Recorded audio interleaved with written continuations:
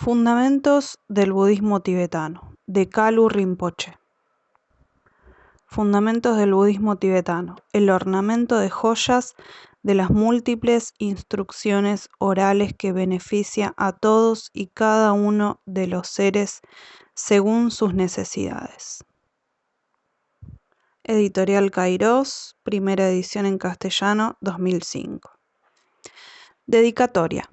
Que los seres sensibles, atormentados por los tres tipos de sufrimiento, reconozcan la condición de sufrimiento ilimitado del samsara y el estado de budeidad, la naturaleza de las 5 sabidurías y de los 4 cuerpos, que realicen la práctica con una fe y una compasión profundas, los 2 tipos de la preciosa bodhicitta y los estadios de generación y consumación profundos. Ojalá puedan, después de haber sembrado las semillas de la liberación, realizar gradualmente la budeidad.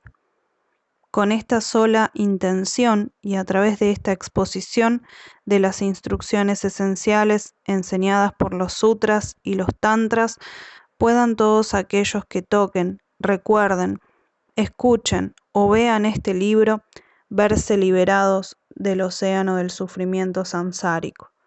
Esto es lo que ha dicho Kalu Rinpoche, yogi del reino sagrado que ha adquirido fe en la tradición del Dharma libre del sectarismo.